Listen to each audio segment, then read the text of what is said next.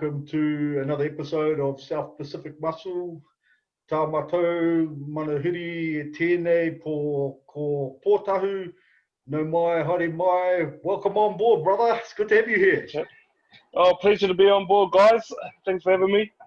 Sure, bro. Hey, look, Mike has never met you. I haven't met you in person. I had the absolute pleasure of watching you at Tournament of Champions, and it was a fucking standing ovation sort of shit, bro. Bro, humbled, man. Bro, like, it was very inspirational, and a lot of people made comment of that. So it was fucking awesome to see you up there, and love to get the opportunity to meet you in person at some stage. But in the interim, for those people that haven't come across you, do you want to tell us about yourself? You know, where you're born, where you grew up, when you first started training, that sort of thing? So ko Pohatu Takunua, no whanganui Taraho. So I was born in Wellington, but I was adopted at 18 months and moved down to Otautahi. So grew up in Christchurch, and 3 years ago I moved to Tamaki Makaurau, Auckland, because my parents, they're older, so they're in their 70s now. They're retired over on Waiheke Island. So I was like, and my mother at the time had cancer, bowel cancer, so I went up there just to help out a little bit more. And I was personal training at the time, so I was just going back and forth between Auckland and Waiheke Island just to make sure she was all right. I'm 27 years old. I've been a personal trainer for 9 years now.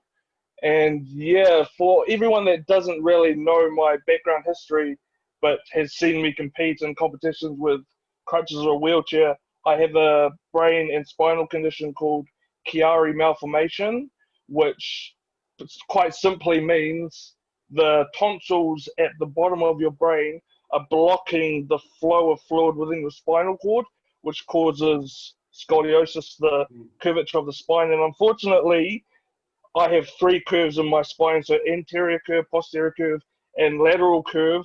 So that's where the paralysis came from in my lower body, because it tethered my spinal cord. And I've had multiple surgeries to kind of stop that from getting any worse, but because of previous scarring tissue from my operations, my spinal cord has tethered again, which is why I've had to use a wheelchair at the Tournament of Champions that has just gone recently. But yeah, they can't operate on that at the moment just because of the scarring tissue and cysts that have accumulated around that area. But I'm hopeful, because I saw a specialist a month prior to the Tournament of Champions, and they said midway through 2021 they are able to put rods in my back to straighten that. So hopefully that'll be the start of my full recovery. So fingers crossed. You'll be like Ronnie Coleman. Yeah. Like when I watched the movie The King. Oh man, like just being able to relate to that quite closely. That definitely motivated me. Whenever I was doing my fasted morning cardio, I'd chuck that on and watch that the whole time doing the cardio, and that just pushed me to finish off and keep going through the pain, I guess. Yeah. Mean, bro. Like, you know, like we've all got our niggles and our injuries. Some of us have got a stack of injuries like Mike. Others have got, you know, one major injury that impairs us. Some of the younger guys are lucky they haven't got that yet. But we all train with a certain amount of adversity, and you of all people have got a heap of adversity. You've got every reason to throw it off the rest of it, but you're absolutely on fire. And I was when I talked with Shane Hunter, I said to Shane, you know, like when you're on stage, if I'm next to you, fuck, I'm giving it everything to compete, because you're fucking there to win. And you know, we're humbled, man. Tell us how you, from an attitude point of view, what fucking gets you up and drives you and keeps you, you know, pushing to create what is a very, very good physique on stage. Oh, we're humbled, man. Honestly, my main drive and motivation was from the amount of people, and even my specialists, telling me that, like, they told me I'd never walk again, let alone gym or step on stage and compete. So just having that, being told it's impossible, you cannot do something, oh, like honestly, it just pissed me off. I don't know if I'm allowed to say that. Pissed Yeah, me off. And yeah, like that's honestly that's my main motivation. I just remember everyone that ever doubted me said I couldn't do something. Just want to prove them all wrong. And if I was you, honestly, man, I would be sending your most muscular because that's a fucking unreal shot, and I'd be sending him with a big fuck you. No, honestly, man, like when I first learned to walk again, I pretty much did that. Walked into my surgeon's office, didn't say anything, just stood there and walked out. They were shocked. Yeah, man. Look, it was phenomenal to see you. You know, in the back shots particularly, because when you're standing there, you know, you could see your curvature, etc. And then when you hit the lat spread, fuck, it's just a fucking good lat spread, you know? Oh, I have no idea.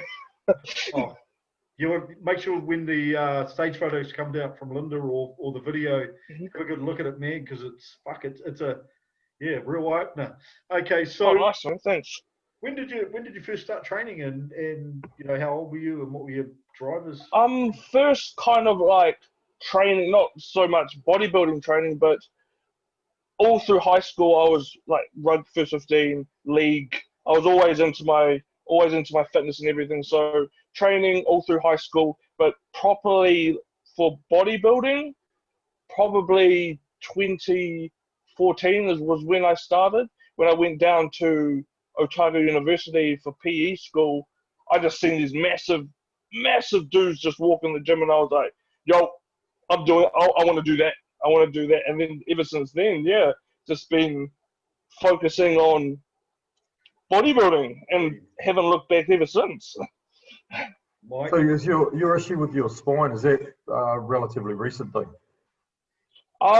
So my condition and all the symptoms, it came on very slowly over the years. So I always thought that I was just injuring myself in sport and everything like that. But then when I first went down to Otago University, that was when I first started to lose function in my legs. Because my doctor said, oh, like you've got a curvature in your spine, but a lot of people have that, and clearly it's not interrupting your day-to-day life. So didn't really pay any attention to it until symptoms started going on. So I can't feel pain. So I've got to be really careful about being too close to heat or sharp objects, because I won't notice that I've cut myself or anything like that. Vision's blurry, migraines, excruciating back pain. That all just came on slowly over time, and then suddenly, bang, it hit me. And then, like I was bedridden for a year without any function in my legs. So what age was that? So I would have been just turning 20. Okay. Turning 20, yeah. Okay, bro. So how was it like at 20? You're bulletproof. You're top of your game. You come out of playing rugby league, so active. Fuck, how was that to kind of go from that to being bedridden? Bro, like honestly, man, like it was probably the darkest time of my life for about 6 months. I didn't want to talk to anyone. I couldn't even leave bed. I needed assistance to go to the toilet. Like all that kind of crap. Like honestly, like from being physically active and being at the top of my game in sport and everything like that. Oh yeah, it knocked me on the head and didn't want to do anything. And yeah, it took me 6 months. Yeah, 6 months, and then after watching the movie Pursuit of Happiness with Will Smith, the part with Jaden Smith saying he wanted to be a basketball player, but Will just says, "No, you can't be it." And then just the look on his face when he says that, and then suddenly he changes and says, "Don't let anyone tell you you can't do something. If you want something, go and get it." Period. So, for the next 8 months, I watched that every day, and slowly learning to move my feet. Like it was small. It took me about 2 months just to lift my feet and move my feet. But man, I was determined. I was determined to prove everyone wrong. And I still have to use a wheelchair and crutches to get around and everything. But I'm able to get to A to B. My legs still work a little bit. But like what humbles me and brings me back down to earth is remembering there's always someone worse off than you in life that would happily switch places with you. And that's probably what keeps me grounded and keeps me pushing forward.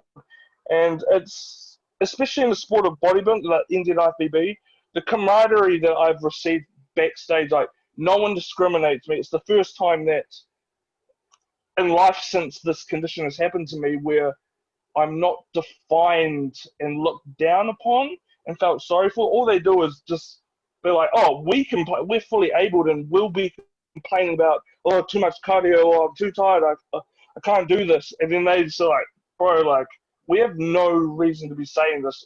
We have no excuse when we look at you and what you're doing. So definitely that's a main reason why I keep pushing forward and keep competing. And the physical pain, that doesn't, none of that matters to me. None of that matters to me. So yeah, like, I just keep pushing forward. Fuck, it means Really inspiring. that's fucking really inspiring. And as you say, you know, I think my personal belief is the reason that you're treated exactly like everyone else is because, fuck, at the end of the day, you know, when you guys are up there, you've got as much chance as anyone else of getting up there and winning that overall prize because you. Oh, bro. You know, and I think a lot of people walked away from that show very inspired by you. So fuck, that's choice, bro. I really appreciate you. Yeah, no, because I think I was talking to Shane before, because I was just saying like, oh, thank you for the kind comments on the last podcast with him, and I was just saying like, for me, like, Mike, I'm extremely self-conscious when it comes to my condition, and I remember telling my fiance, look, my legs aren't working properly. I'm going to have to go out in a wheelchair for the first time, and I'm worried that everyone will laugh at me. And she was just like, what the hell are you talking about? Like, you're pushing boundaries that normal functioning people struggle with, and you're still getting out there. No one's going to laugh. But like, at the same time, all I see is my imperfections. Like, when I look in the mirror or I have to send update photos to my coach, I honestly get depressed because all I see is the imbalance, and like I can see that I'm not symmetrical, and especially part of my condition is my whole right side of my body's become very crippled. So a lot of people don't realize, but it's smaller than my left side. So a lot of the time I will try, and most of my poses like side chest, tricep will be my left side just because I'm very self-conscious of my right side, but at the same time, my right side is the side that I can pose better and show my physique better with, but it's also harder because it's going against my natural curvatures. So that's where if I try and go the other way, the spasms and the fatigue in my legs, it just sets off. And I know like my legs are shaking hell of a lot on stage, and a lot of the time, when my back was to the audience, and especially Connor, like I was in tears, like the pain that I was going through, and he was amping me through the whole thing, telling me, "Fuck, bro, don't give up, bro. You're smashing it, bro." And like honestly, having him saying that to me, like that definitely made me push through the pain. Yeah, so bro. yeah, it's awesome having like brothers like amping up and pushing you through that and motivating you to keep going. So yeah, like big thanks to the bro Connor, man. Yeah, I could see that from the crowd. I could see you and Connor had an awesome camaraderie up there, and then you know, I think I made a comment to that on Insta, bro. What I was going to say is your comments about sending stuff to your coach and feeling insecurities. Fuck, I've been doing it for 30 plus years, and I feel the same, bro. I send my photos. Yeah. When I sent my first lot of photos off to my coach, I sat there and didn't want to press send, and I went, I'm really, you know, and I felt really awkward about it, and I wasn't happy. And I think as bodybuilders, we drive to be the best. We sit spending all day looking at pro bodybuilders, and we pick the shit. And you know, we've got this amazing fucking package that we've put together from what we started with. Yet we're still looking way off at the mountains in the distance. So, exactly. I think also bodybuilders respect hard work, right? And so there's no matter how hard we're working, you're working harder. So I think you'll always get bodybuilders respect because of how hard you work. Totally believe that too. Mike, do you want to hit some quick fire questions about training stuff? Yeah, I'm really interested to get into the variations on the training that you do because of your condition, but I'm going to throw out the standard kind of ones that we do to all our athletes that come on here about off-season and pre-season. So as far as off-season goes, do you tend to dirty bulk or do you stay lean? No, I haven't. I don't really go on the dirty bulk. I do like to keep it quite clean. I like to keep the core kind of there the whole year around. And then also, I find, especially with my condition, if I eat too much unhealthy foods, my condition gets worse quite fast. So sticking and making cleaner choices is definitely something that I have to do just purely for my condition. Yeah, cool. So that leads on to the second question. Off season, do you go high protein, high carb, or high fat? High protein and high carbs. Yep. Keep the fats low. Yeah, Yep. fats low. And when you train, we'll get into the specifics later, but do you tend to go with more volume or more intensity? Switch it up. Like it honestly all depends on how my condition's doing on the day. Like sometimes I'll do high volume and it'll be completely fine, but then the next day I might be bedridden. So then I'll be like, okay, I won't do that next time. I'll go for higher intensity. Or yeah, like I definitely don't have one set kind of training style just because I have to work around my condition. So it's honestly however I'm feeling in the morning, really. Yep. You said you like to stay lean. Do you do any sort of carb cycling or anything to kind of maintain your condition, to keep your insulin sensitivity, or do you just sort of keep the food pretty steady and push it up? No, just keep the food pretty steady the whole time around, really. Yeah. Yep. Cool. Now, getting into the pre-comp stuff, do you tend to, obviously because you stay lean, you don't have much to cut, but do you tend to come down fast for the short diet period, or do you tend to come in slowly and sort of lose a little bit at a time? Purely for my legs, I cut very slowly. So I'll never do a prep, like a 12-week prep. It has to be at least 16 weeks or longer than that, just because I've done the 12-week kind of preps before, and I was in and out of hospital just because my legs wouldn't work for about 2 weeks at sometimes. I was bedridden.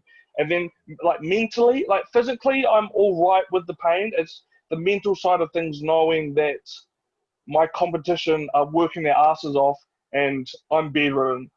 And I remember when I was prepping for the 2018 South Island Champs, I was bedridden 2 weeks out from show, and my legs only just started working 2 days before the show. So that was a huge mental blow on me. And yeah, like the physical pain doesn't compare to the mental pain that I have to kind of put up with. And especially like leading up with the Tournament of Champions, in peak week, my legs didn't work. And that just sent me spiraling down. But my coach, Kurt Dow, he was like, no, bro, don't worry, rest up and relax. You've done all the hard work now. And I know I didn't come in the leanest for the show, but I still brought the best package that I could have with what I'm able to do.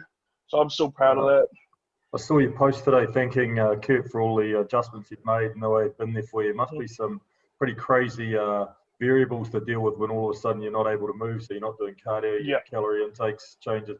So he must be a pretty sharp cookie to kind of keep. No, Kurt, like all my other coaches, like I'm not going to name drop or anything, but my other coaches have been good, but Kurt is the first coach that has taken my condition into consideration and puts that first before anything else. So if I tell him, look, my legs aren't feeling too good, or my back pain is starting to increase really badly, he'll be like, okay, drop the cardio. Okay, what can we do? What are you able to do?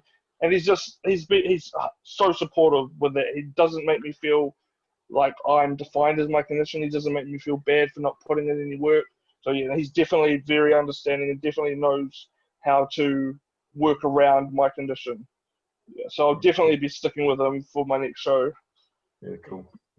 And when you start making tweaks during that diet phase, do you tend to cut food first or go more cardio? Cut food first, so I lower the calories first. Yeah, okay. Yeah. And with your training, I mean, you said you mix it up, but coming into the show, does it go exclusively towards high volume or exclusively towards high intensity as you get closer to the show? You still keep mixing it goes more high volume for me, and yeah, I definitely have to stay away from any kind of compound movements. Even light compound movements, I can't do that at all.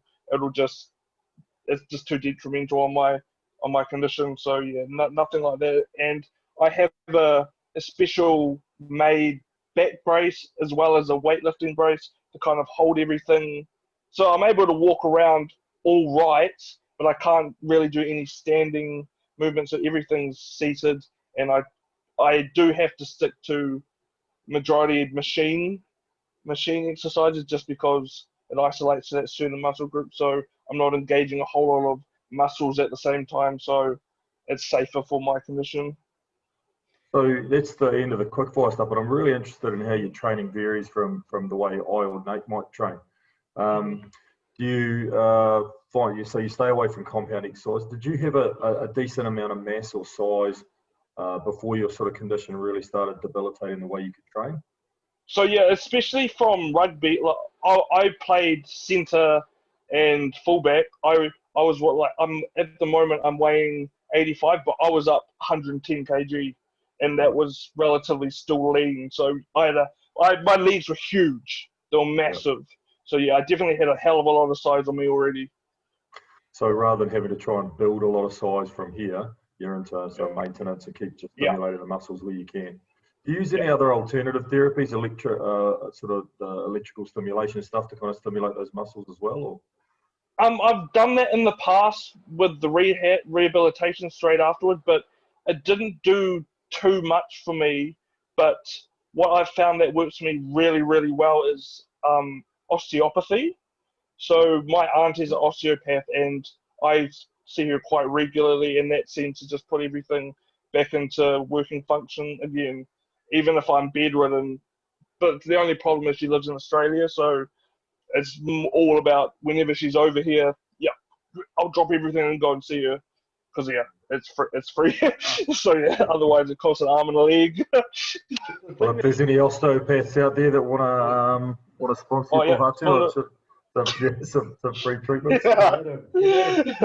One of the things that kind of I'm just absolutely, and I'm fucking, if you want to say I'm fanboying, yeah, I am, man, because I'm blown away at like how you manage so many variables. Like for me, managing getting on stage and dieting and my training and all my food and stuff and work and that, and I'm like, it's fucking about all I can take. And for you, you've got all these other variables.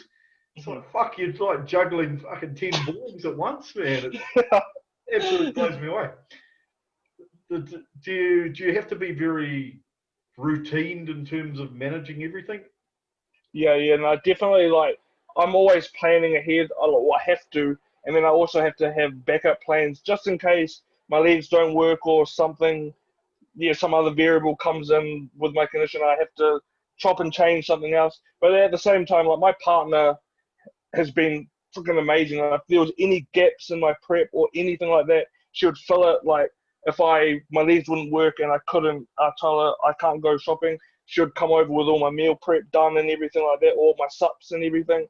So honestly, having that amazing support at home has probably been the main reason why I've been able to bring the best physique I have to date at the moment. So definitely owe a lot to my partner in those things. So yeah, I couldn't do it by myself.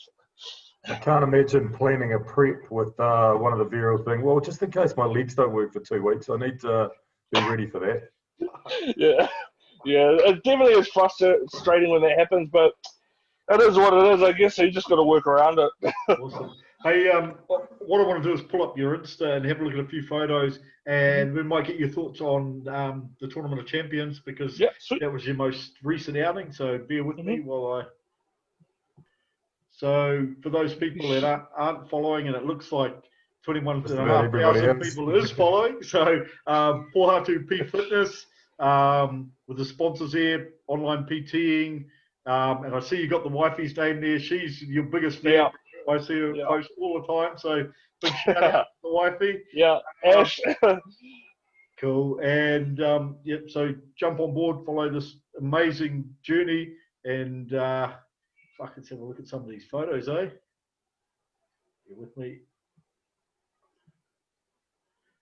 Fuck, yes, when was that photo taken? Was that just before? That was the morning of Tournament of Champions.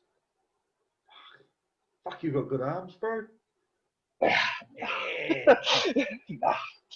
yeah, see, if you can see, my right arm is a lot smaller than my left. I can't tell on that photo, bro. Not from that angle. Oh, really? Or is Yeah, it just bro. me being too critical? Possibly, bro. I don't know. I mean, if you put a tape around them, maybe they're different. But what do you think, Mike? From that, you can't see a lot of difference. Yeah, it looked like you got more of a peak on the right one, actually.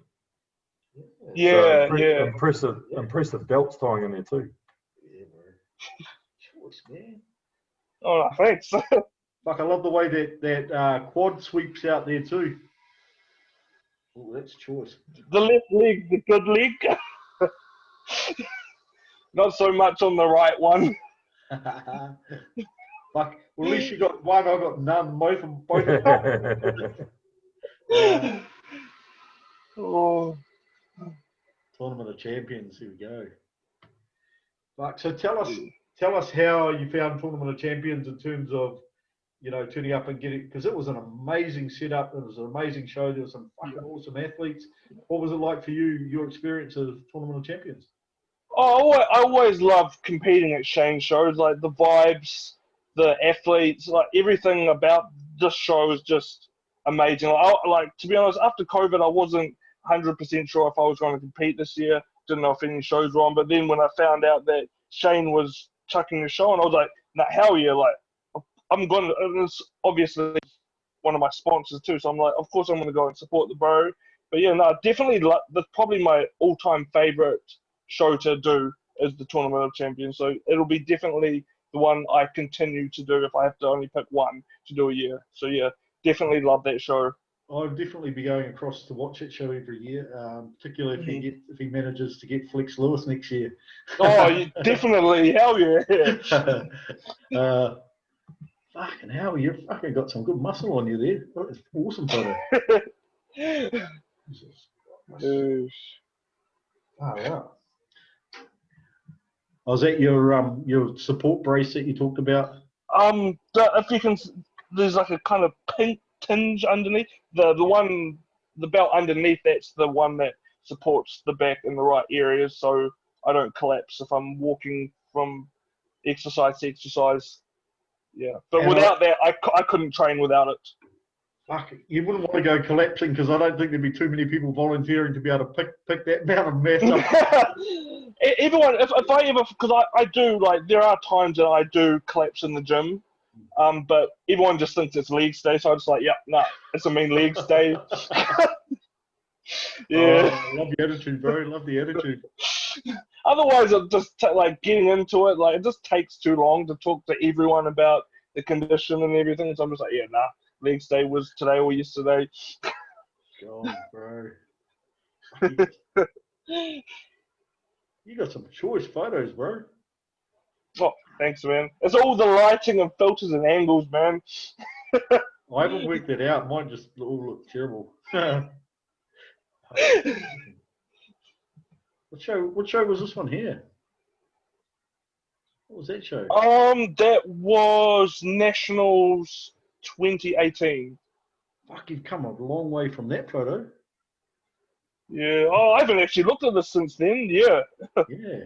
Fucking me. Definitely the waist is coming a little bit more. Yeah, definitely.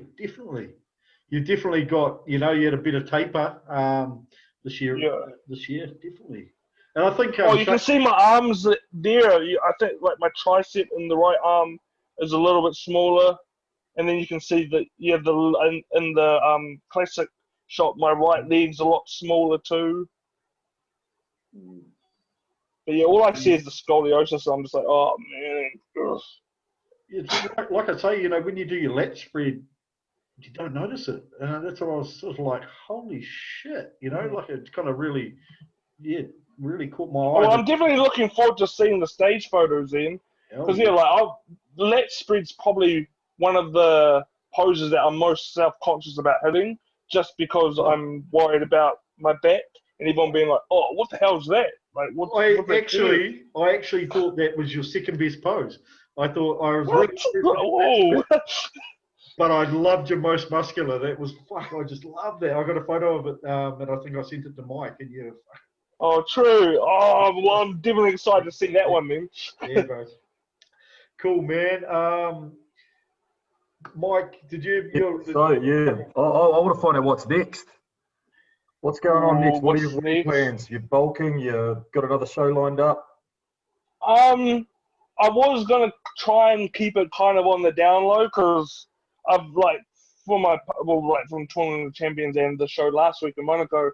It's the first time I've kind of worked in silence in the last few weeks, and I quite like that because then people kind of get that shock when they see you instead of when you see all these other athletes kind of posting up week or like daily photos, and then you kind of get the gist of where they're going.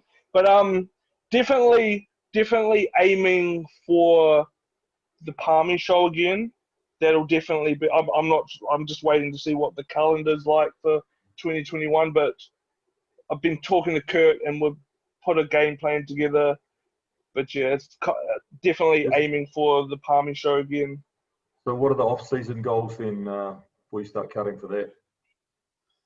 Just to bring up the weak points really, and that's what I was talking to Shane mostly about today is just the feedback from the judge, and he was just like, oh, just send in the photos once you get them and I'll give you some honest feedback and then we can go from there. So yeah, just kind of waiting for that and then just to see what I really need to work on and then spend the however long it is up until Palmy just working on the weak points and bringing them out so they're not weak anymore.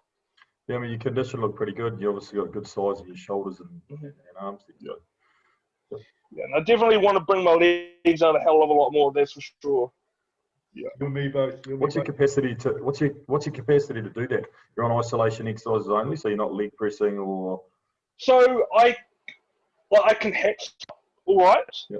Like if I've got my belt on, I can leg press all right, but I can't squat like with the bar. I can't deadlift. So yeah, I normally just stick to leg press for my kind of pushes, and then just isolations, extensions, and hammy curls, kind of thing like that. So it is frustrating when I see like guys lifting heavy and squats and everything like that, but I make it work for me.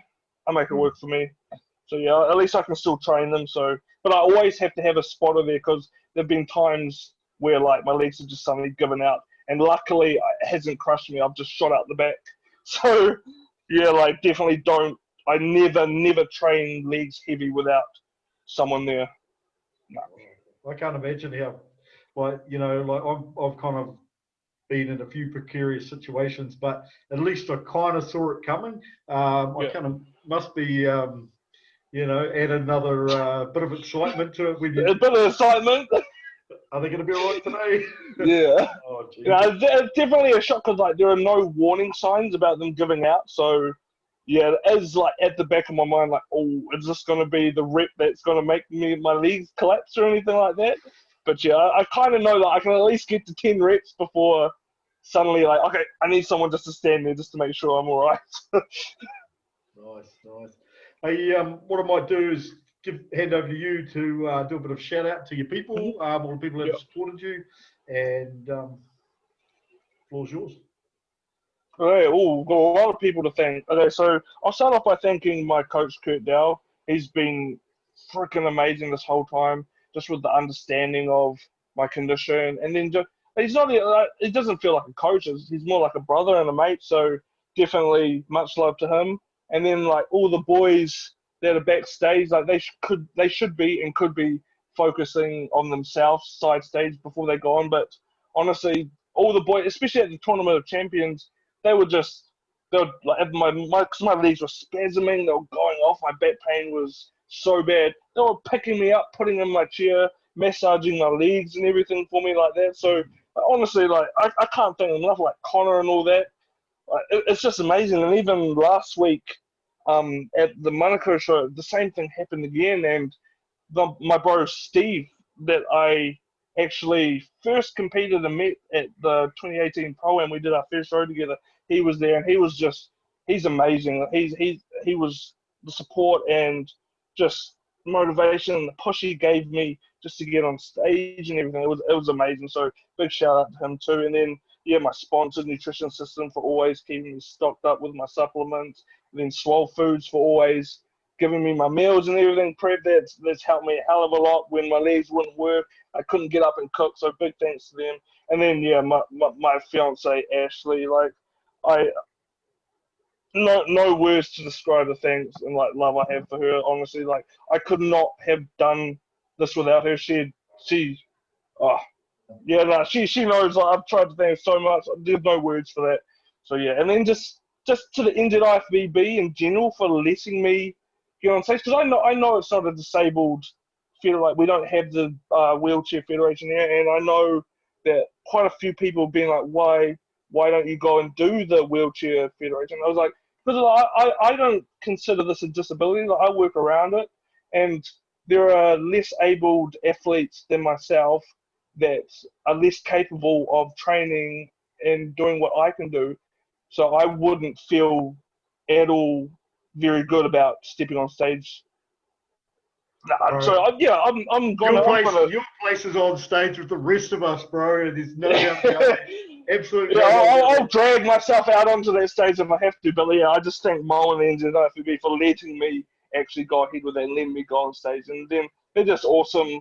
They get me on and off stage. They'll carry my wheelchair around backstage and everything like that for me. So yeah, big shout out to everyone that's ever like supported me and everything like that. I could not have done it without them, and they are the main reasons why I keep doing what I'm doing, and I will keep doing what I'm doing until I cannot. And even then, I will still try and continue to do it. Love the attitude. Love the attitude. Hey, guys, we've got to wrap. I've got to sort my life out in Auckland and get ready for work tomorrow, find car parking, all that kind of carry on. But I've really appreciated having you on. Fucking really honoured to have you on, bro. So thank you very much. And thank you very much for having me, guys. It's been an honour and a humbled pleasure. Cool. All our people out there, we will touch base with you later, and stay safe, and we will see you on the flip side. See you. Latest.